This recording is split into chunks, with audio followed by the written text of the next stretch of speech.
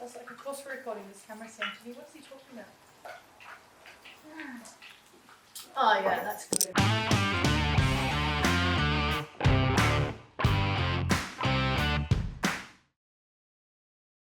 My friend Ruben introduced me to onion bhajis when we were filming my online cooking class called Let's Eat Light and Easy, and I was making pakoras.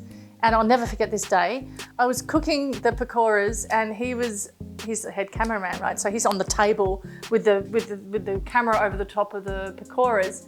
Anyway, he stops recording, we go to a break and he goes, oh, can I just slice up some onion and put in your pakoras? And I'm like, well, why would you do that? And he goes, because I love onion bhajis. And I'm like, what is that? And he goes, I'll show you. And he made me one. And I swear to God, that was so much better than my pakoras. I'll never forget the day. It's so cool. So anyway, it's really simple ingredients. It's hot oil. Be mindful. I'm using rice bran oil. You can use coconut oil. You could use another oil that you like. This is what I can get today in this space and time and reality. So this is what I have. And I'm just bringing it up to the heat, right? And that's what we're doing. I am using a cast iron pan, which holds heat. So be careful of that when you use cast iron pans. So the trick is to create flavor. And I'm going to use besan flour. And besan flour is chickpea flour, right? It's ground down chickpeas into a flour, and it's beautiful, but it's super earthy. Really, really, really, really earthy. And it's quite, I call it like this is a weird thing to say, but it's like a dirty, it's a very, dirty's not even a word actually. Earthy, rustic, very rustic kind of flour, which is awesome. And these amazing spices. So it's just simply onion, chickpea flour, curry powder, a sweet version. You know, I love that. Mustard seeds, Nigella seeds, which are these tiny little seeds, right? And they're called Nigella seeds. And you can find them in any Asian spice market or in your supermarket in the spice aisle. They're really easy to get. And then I've got some cumin powder and some fresh coriander. So all I want to do is create a batter first. So I'm going to use, to start with, 1 cup of this amazing chickpea flour, and have a look at it. You just want to get those lumps out. Yes, I am using my hands.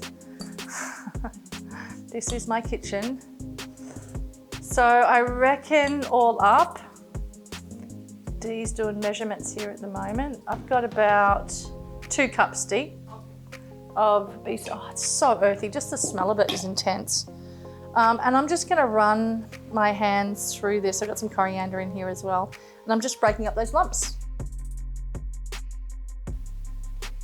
Wow, it's such a strong flour. And I'm gonna add now my spices in. And I'm gonna measure these so I get it right and don't forget. So I've got 1 tablespoon of the curry powder.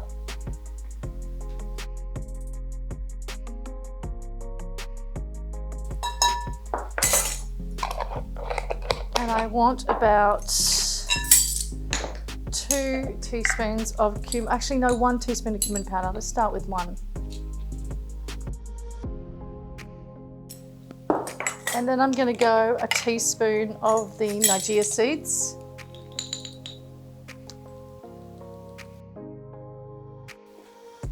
Which look like sesame seeds and they're not. Completely different seed, but they're black, okay? A lot of people call them black cumin. But, you know, and about 1 teaspoon of the mustard seeds. And this is where your intuition comes to play as well.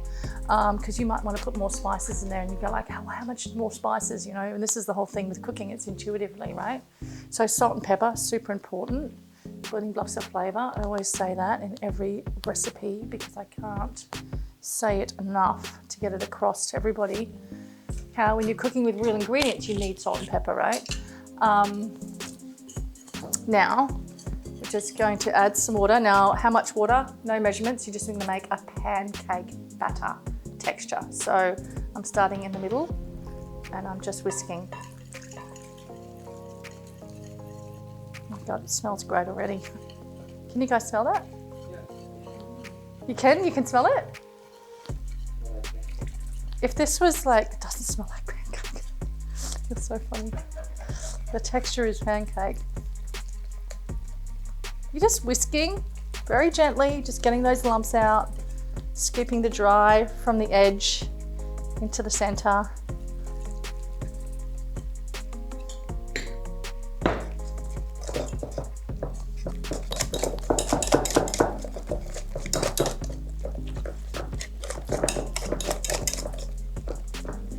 Okay, now you want to taste this.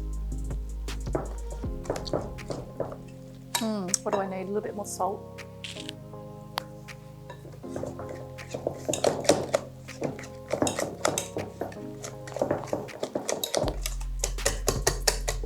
And you know what? If you don't want to use besan flour, don't worry about it. Just use normal flour. Oh, yum. Okay. Are we good? Are we good? Are we good, Cynthia? Okay. And now you're going to add your sliced onions straight into here.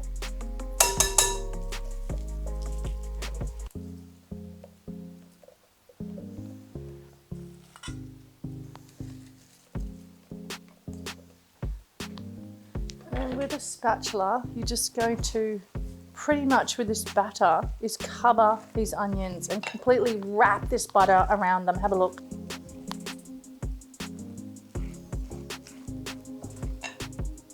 Now the trick is with this is not to cook them straight away. Allow the salt that's in this mix to pull out the sweetness and the juices from the onion, and just let it sit for 15 minutes like this.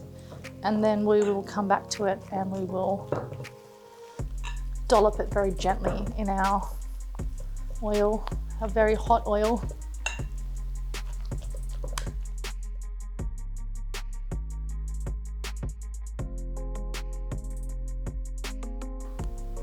Oh, the trick is it too hot? Okay, so I'm going to do this with my hands.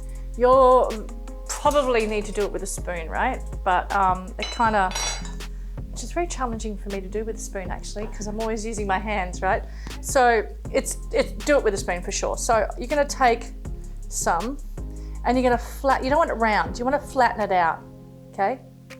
So it cooks longer. So it's kind of like almost looking like a fritter, yeah? Like that. And then you're just going to gently drop it into the oil without burning yourself. Or get a spoon, do the same thing, flatten it out, yeah? Like this.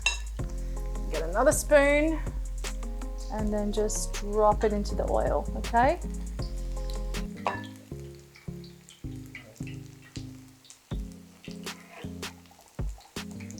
And that little bit of flour that's just kind of wrapping around those onions is just holding everything together. They smell amazing. If this was smell-o-vision. Oh, yum. These are going to be amazing. And just have a look.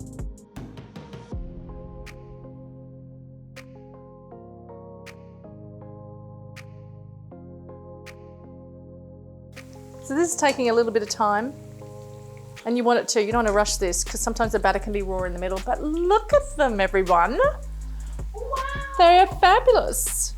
And you know what I love about this the most is when you get a part where look at all the onions are just kind of like spreading out and they're like becoming crunchy and yummy and their natural sugars are coming out. That's what I love.